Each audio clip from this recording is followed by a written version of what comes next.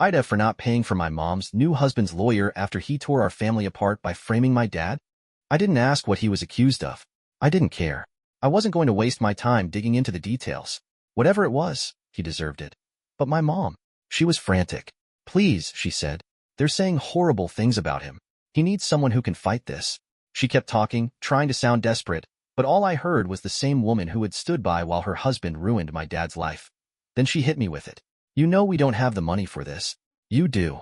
That's when I finally laughed. I didn't ask what he was accused of. I didn't care.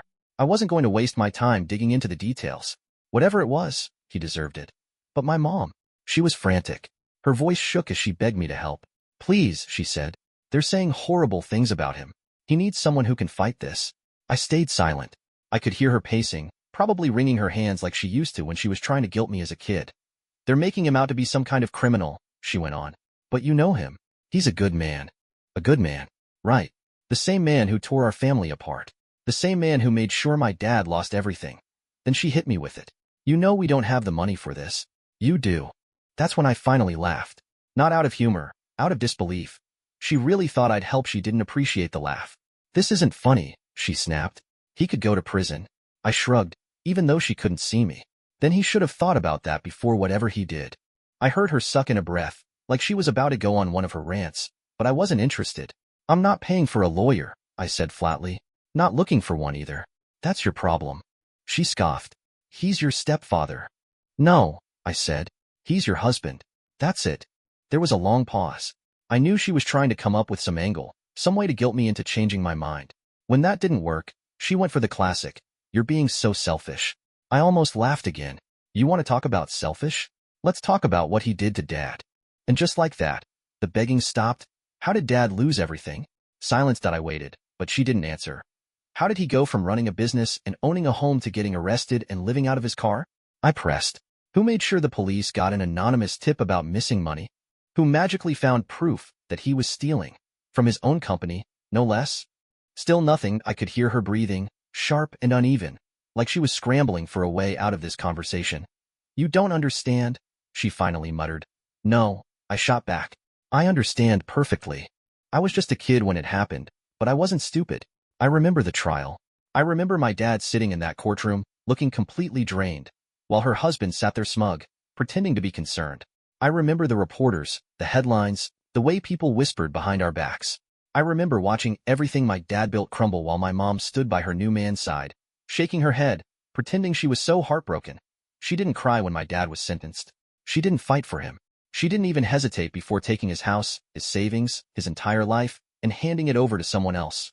And that someone else was now sitting in a jail cell, finally facing consequences for something, and she had the audacity to call me for help. I clenched the phone in my hand, forcing my voice to stay steady. You expect me to help him? He's your stepfather, she snapped, the frustration finally breaking through in her tone. No, I said coldly. He's your husband. That's it. There was another pause, but I could feel it this time. She was trying to come up with an argument, trying to twist this into something I should feel guilty about. That had always been her move. Make me feel responsible. Make me feel selfish for not giving in. She took a deep breath. That was years ago. Why do you insist on living in the past? I let out a bitter laugh. Because he made sure Dad didn't have a future. She scoffed. That is not what happened. Really? I said, voice sharp. Then tell me, Mom. How did Dad lose everything? How did he go from being a respected businessman to a convicted felon in a matter of months? Nothing. Because as far as I remember, he didn't even have a real lawyer. He couldn't afford one. Not after you took the house. Not after you drained the accounts. He went into that courtroom with a public defender and walked out with a ruined life. And the person who put him there? The one who set him up? I let the words sit in the air for a second. You married him. Her voice was tight now, defensive. You weren't there. You don't know what it was like. I was right there. I cut her off. I watched it happen. I watched you choose him over Dad. Over me. And you want to stand there and act like it was nothing? I could feel my pulse pounding in my ears, the heat rising in my chest. I didn't even realize I had stood up. You want me to forget all of that? I continued. Forget the years Dad spent trying to get people to listen to him? The jobs he couldn't get because no one hires a felon? The times he called me, sounding exhausted, because no one would give him a second chance? She didn't say anything. I shook my head. You want me to just pretend none of that happened so I can pay for his lawyer? Her voice was barely above a whisper now. He doesn't deserve this. For a second, I actually felt stunned. She really believed that. She really thought that, after everything, he was the victim. I let out a slow, steady breath. Neither did Dad. He doesn't deserve this, she repeated. Like saying it again would make me agree with her. I exhaled slowly, gripping the phone. Neither did Dad. She made a frustrated noise, the kind she used to make when I didn't do what she wanted. You act like this was some grand conspiracy against your father, she snapped. But you were just a kid. You don't know what really happened. That hit a nerve. I tightened my grip on the phone. I know enough, I said. I know that Dad's company was doing fine until he showed up. I know that you started seeing him before you even divorced Dad. And I know that the second he was out of the way, you moved in with his replacement like nothing happened. She didn't deny it. Instead, she sighed, like she was tired of having to explain herself to someone as unreasonable as me. I did what I had to do, she said, her voice quieter now, like she was trying to make me understand. I nearly laughed. You had to ruin Dad's life? You had to take everything from him and hand it over to that man? That's what you had to do. You don't get it, she said again, her voice sharpening. Your father, my father, I cut in, was a good man who worked his ass off to give us a home, and you threw him away like garbage. She didn't like that. That's not fair, she said, her voice rising. You think it was easy for me? You think I wanted things to happen that way? Yes, I said flatly, because if you didn't, you would have stopped it. Silenced, I could hear her breathing, fast and uneven, like she was trying to hold back whatever she wanted to say next. Then, she changed tactics. You might not care about him, but what about me? Her voice softened, taking on that pleading tone she used when she wanted something. I need you, sweetheart. I know we've had our differences, but I'm still your mother. I clenched my jaw. You stopped being my mother the moment you let that man destroy my father. That's not fair, she said again, more desperate this time. I raised you. I was there for you when no one else was. I let out a slow breath, forcing myself to stay calm. No, I said. You were there for him. She sucked in a breath like I had slapped her. And maybe I had. Just not in the way she wanted me to think. For the first time in my life, I wasn't letting her control the narrative. You can tell yourself whatever you want, I said, my voice steady. But I'm not paying for his lawyer. And I'm not helping you get him out of this mess. She scoffed, but I could hear the slight tremble in her voice now. So that's it? You're just going to sit back and do nothing while he's in jail? I didn't hesitate. Yes. The silence between us stretched long and heavy. I knew she was trying to come up with something, some final argument, some last-ditch effort to get me to cave. You're really going to let him rot in there? She finally said, her voice shaking. After everything? I almost laughed. After everything? I repeated, my anger simmering just beneath the surface. You mean after he stole my dad's life? After you stood by and let it happen?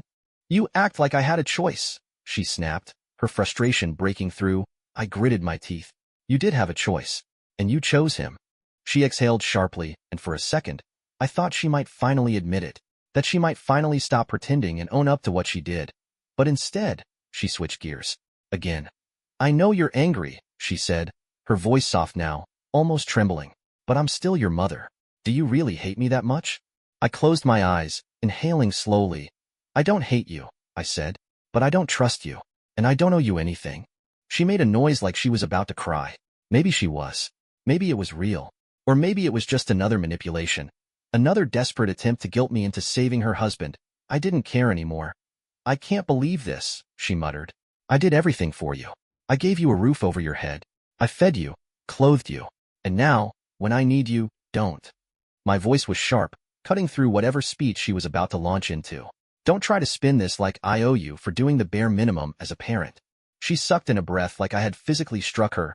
You don't mean that, she said, her voice breaking. I didn't respond. Because I did mean it. She had fed me, clothed me, put a roof over my head, sure. But she had also ripped my father out of my life. She had let her new husband take everything from him. And when I refused to pretend that never happened, she cut me off like I was disposable. And now she was shocked that I wasn't running to save her. I exhaled, rubbing my temple. I'm done with this conversation, Mom. So that's it? She asked, her voice suddenly cold. You're just going to abandon me? I almost laughed. Funny. That's exactly what Dad said when you left him. Silence, and then, finally, she dropped the act completely. I hope you never need my help one day, she hissed. I let her words sit for a moment, then gave her a bitter smile she couldn't see. I never have. And then I hung up. I stared at my phone for a long time after hanging up. My hands were still clenched, my whole body tense. I should have felt relieved. It was over. The conversation, the guilt trips, the gaslighting. I had finally said everything I'd been holding in for years, but instead of relief, all I felt was exhaustion. I knew how this would go. My mom wasn't the type to just accept things. She'd call other family members, spin the story in her favor. I could already picture it, her voice shaking as she told them how cold I had been, how I had abandoned her in her time of need. She wouldn't mention my father. She wouldn't mention the years of silence, of choosing her husband over me. She'd make sure I was the villain, and maybe, to some of them, I would be that I put my phone down and let out a slow breath. I had done the right thing. I knew that, but it still stung in a way I wasn't expecting. I checked my messages out of habit, and sure enough, there was already a text from her. I don't know how you can be so heartless. One day, you'll regret turning your back on family. I didn't respond. There was nothing left to say. Instead, I blocked her number.